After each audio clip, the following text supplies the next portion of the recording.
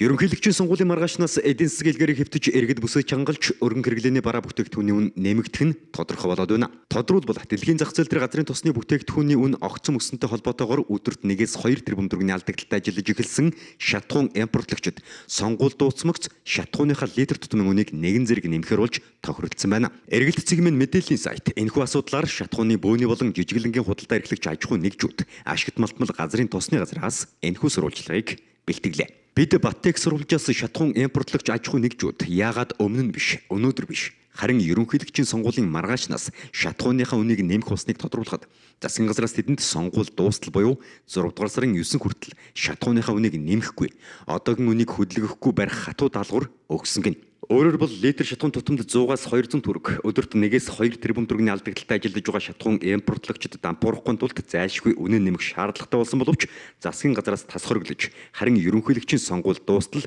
хүлээх чиглэл өгсөн нь энэ гинэ. За учир нь сонгуулийн өмнө шатхууны үн нэмэгдвэл мах гурил будаа талханаас эхлээд бүх өргөн хэрэглээний бараа бүтээгдэхүүн үн дагаад нэмэгдэж улмаар иргэд засгийн газрыг буруутгаж эхэлнэ.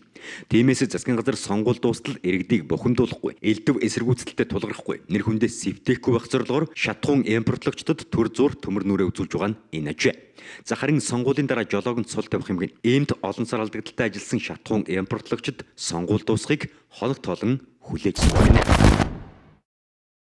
Бид эхлээд шатхууны бөөний үн ямар байгааг сурвалжлахаар сонгон найрхан дүүргийн 32 дугаар хороо 22-ын товчооны ойролцоо байрлах шатхуун төвөг станцуудын агуулгад очсон юм. Тус хэсэгт шатхуун импортлогч 5 компанийн агуулга байрладаг юм. Гэвч нэгдүгüүрт цар тахлын дүрм журам, хоёрдугаарт галын аюултай онцгой бус учраас гадны хүн нэвтрүүлэхгүй өөрсдөө гарч ирэх боломжгүй гэсэн тул бид менежерүүдтэй утсаар холбогдож одоогийн үн хашийг нь тодруулсан. Аж ахуй нэгжүүдийн агуулгад одоогоор АИ92 автобензины бөөний үн 1590 төгрөг байгаа бол дизель түлшний бөөний үн 1880 төгрөгийн байна. Магнатрит компани агуулах, Jastol компани агуулах бол арга харагдаж байна. За бидэнд ирсэн мэдээлэлээр бол шатхууны үн сонгуулийн маргаашнаас эхлээд өснө гэдгийг бол мэдээлсэн. За үүний дагуу бол бид Магнатрит компани борлуулалтын менежертэй холбогдож бөөний үн, дизель түлшний бөөний үн хэдэн төгрөгтэй байгаа талаар лавлахад одоогийн байдлаар 1888 төгрөгийн үнэтэй байна. За 8092 шатхууныг бол одоогийн байдлаар бөөнд худалдаалахгүй байна гэдэг мэдээллийг бол өгж байгаа маа.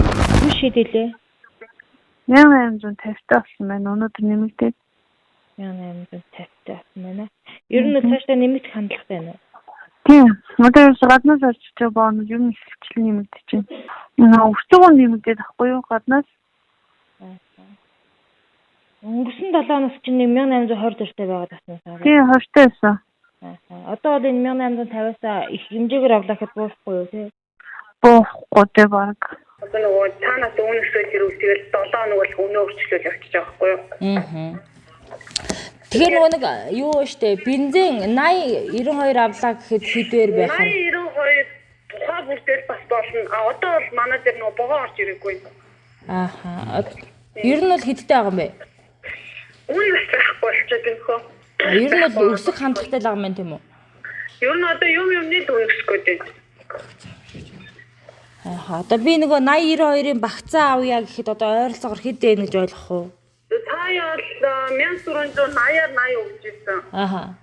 92 нэг 1590 мөрөд орж ирсэн. Одоо тэгэхээр бараг өсөж байгаа хаа. Одоо сод Монгол үнэхээр бол 92,650 байртай нэг багцаа тий.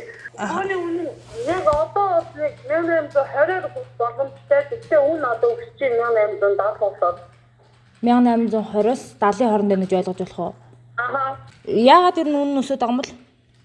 Гадаад үн өсөж байхгүй юу? Гадаад үн өсөд байгаа болохоор л гэж байна тий. Уншигч үзэгчтэй анзаарсан бол бидний холбогдсон хоёр агуулгын аль нь АИ92, АИ80 шатхууныг борлуулахгүй байгаа гэлээ. Өөрөөр хэлбэл ерөнхийлөгчийн сонгуул дуусмагц үнэ нэмэх гэж байгаа учраас шатхуунаа нөөцлж байж болцшгүй байгаа юм а. Түүнчлэн тэд шатхууны үн удахгүй өсөх гэж байгаач нуусангүй. Үүний дараа бид Магнатрит компанийн шатхуун түгээх станцын түгээгчээс жижиглэнгийн шатхууны үнийг тодруулсан.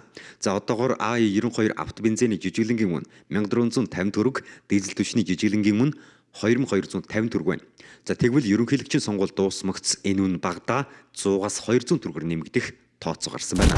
За Улаанбаатар хотод борлуулагдаж байгаа жижиглэнгийн шатхууны үн АИ92 автобензин 1450 төгрөг, за дизель түлш 2290 төгрөг, АИ95 автобензин 2250 төгрөгийн үнэтэйгээр борлуулагдаж байна. За энэ үннүүдээс бол АЕ92 автобензиний үнийг бол засгийн газраас холбогдох арга хэмжээнүүдийг авсны үндсэн дээр сүүлийн хэдэн сарын турш тогтвортой байлгаж байгаа гэдэг мэдээлэл өгч байгаа. За харин уул уурхай газар тариалан барилга болон хүнд үйлдвэрлэлийн салбарт төгөөмөд ашиглагддаг дизель түлшний хувьд бол засгийн газраас ямар нэгэн зохицуулт хийхгүй байгаа учраас сүүлийн хэдэн сар дараалан өссөөр 2290 төгрөгийн ханштай ийм болоод байгаа юм а. За тэгвэл яг одоо ийм ханштай байгаа автобензин хизээ мэдгүй одоо нэмэгдэх ийм эрсдэл тулгарсан байна. Өөрөөр хэлэх юм бол дэлхийн зах зээл дээр бензиний буюу за нефтийн бүтээгдэхүүний үн өсөж байгаа учраас сонгуульд дөнгөж өнгөрмөгц за АЕ92 автобензин болон дизель түлшний үн жижиглэнгээр болон бөөнөр үнэн нэмэгдэх ийм төлөв гарч ирсэн байна. 92 чинь 1450.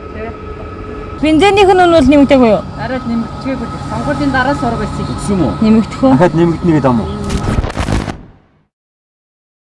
За тэгвэл бид энэ асуудалд салбар яам хашигт малтмал газрын тосны газраас ямар бодлого барьж байгааг тодрууллаа. Тэгэхэд өнгөрсөн оны 12 дугаар сард дэлхийн зах зээл дээр Брент газрын тосны үн $45 байсан бол одоо $70 даваад байгаа. За үүнээс бол болж аж ахуй нэгжүүд алдагдал хүлээж байгаа нь үнэн төрөөс АЕ92 автобензиний үнийг бодлогоор барьж байгаа. Харин дизель түлшний үнд ямар нэг зохицуулт хийгээгүй буюу зах зээлийнхаа зарчмаар өсөж байгаа гэдэг тайлбарыг өгч байлаа. Коронавирусын цар тахлын нөлөөгөөр дэлхийн зах зээл дээр сүүлийн жил орчмын хугацаанд газрын тосны үн эрс буурч за харьцангуй тогтвортой байгаа. За үүнтэй холбоотойгоор Монгол Улсын засгийн газраас шатхууны үнийг буулгах тогтвортой байлгах чиглэлд бол тодорхой арга хэмжээ авч ажилласан. Тэгвэл сүүлийн хэд хоногт газрын тосны үн нэмэгдсэн гэсэн тоо мэдээлэл бий. За тэгвэл төрөөс шатхууны үнийг тогтвортой байлгах чиглэлээр ямар арга хэмжээ авч байгаа талаар албаны үнээс тодруулан хүргэе. Газрын тосны үн бол 12 сараас үсчихлээ 2020 он. Тэгээд ерөнхийдөө тасралтгүй 45 байсан. Брентийн үн ярьж байгаа тийм ээ. Түүхэд тосны үн. Брент тосны үн 45 байж байгаа. Одоо 10% өссөөр байгаа. Одоо 70% өссөн. 70 гарчаад байна. Энэ өсөлт сүүлийн хагасгийн метр болонцөндөө бол тасралтгүй байна. 95 дизель тэр бол дагавар өсөө явсан байна. Оны ихнээс хойшлол нэг 100-200 төгрөг өссөн байгаа. 92 бензинийг болохоор төрөөс үн тогтворжуулах бодлого хэрэгжүүлсний үр дүнд 1450 дээр Улаанбаатарын ханшиг ярьж штэ тийм ээ. 1450 дээр одоо байж байна. Аймагуд болохоор өдний жилийн 5 сараас хойш одоо бүтэн жил гэсэн үг тийм ээ. Бүтэн жилийн хугацаанд АЕ92 бензиний үн өсөөгөө хэвээр байгаа. Одоогоос би тааж мэдэхгүй цаашдаа юу болох вэ? Гэхдээ ямар ч байсан төрөөс бодлого явуулж байгаа хүрээнд бол хамгийн өргөн хэрэглээний одоо иргэдийн хамгийн хэрэглэдэг бензин болохоор АЕ92 бензин байна шүү дээ. Тэрний үнийг бол тосгоодоо барьж байгаа. 92 дээр бол аж ахуйн нэгжид аль хэлтэй явж байгаа тохиолдол байна байгаа. Коронавирусын цар тахлаас үүдэлтэй эдийн засгийн хямрал нүүрлээд буй энэ үед шатхууны үн нэмэгдвэл өргөн хэрэглээний бараа бүтээгдэхүүний үн дагаад нэмэгдэж ард иргэдийн амьдрал шууд илгээр хэвтнэ. За гэвч шатхуун импортлогчид ард иргэдийн амьдралыг бодоод шатхууныхаа үнийг нэмэхгүй байж байгаад дампуурна гэж байхгүй. Сонгуульд дуусны дараа засгийн газраас ч шатхуун импортлогчдыг барьж тогтоох боломж байхгүй юм а. Өөрөөр хэлбэл шатхууны үн зайлшгүй нэмэгдэж ард иргэдийн амьдрал хэцүүдэх нь цаг хугацааны асуудал болчихлоо гэсэн үг.